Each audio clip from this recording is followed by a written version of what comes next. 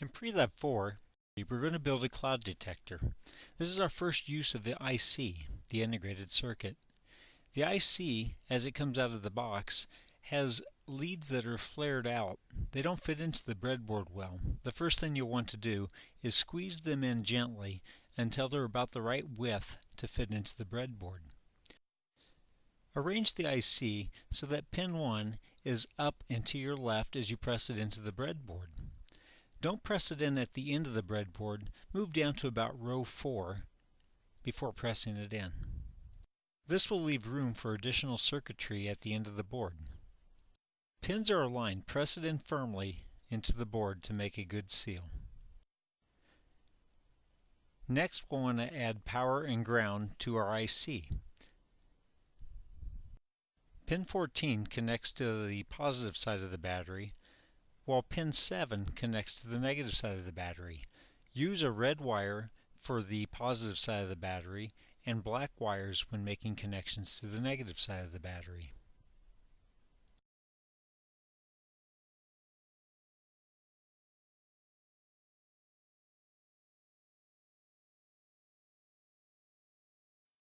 Now we can add the potentiometer used as a variable resistor. To do so, bend one of the outside leads out of the way. Don't cut it off, we may need it later.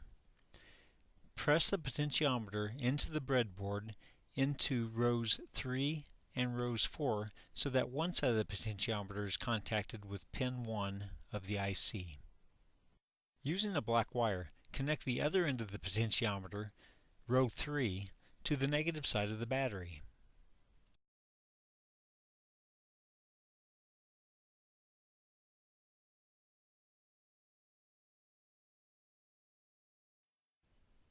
Locate your photoresistor and, without cutting the leads, put it between pins 1 and pin 14, the power of your chip.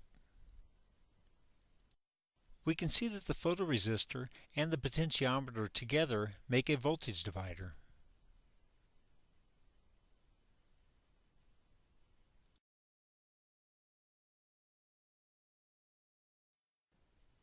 Now, choose an LED of any color and bend the long lead out so it's easily recognizable.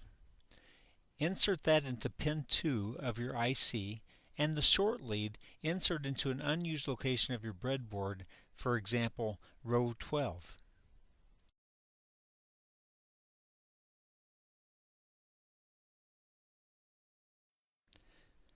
Locate a 330 ohm resistor and insert that from the short lead of the LED to the negative side of the battery. This will complete the circuit, allowing the LED to light up when the voltage of the voltage divider falls below a certain threshold. Use a battery to supply power to the ground and positive rail of your breadboard.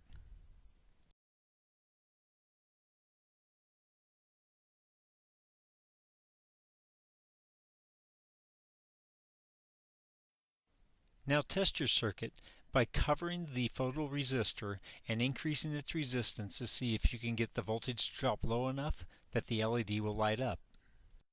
Don't expect immediate results. You may need to use your screwdriver tool in order to adjust your potentiometer and get the LED to light up as you shadow the photoresistor. Try turning the potentiometer each direction until you see action from your LED as you cover the photoresistor.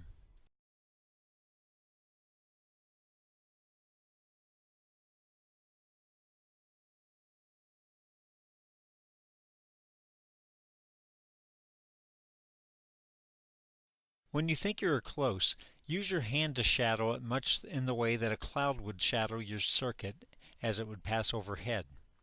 Your Prelab circuit is now complete.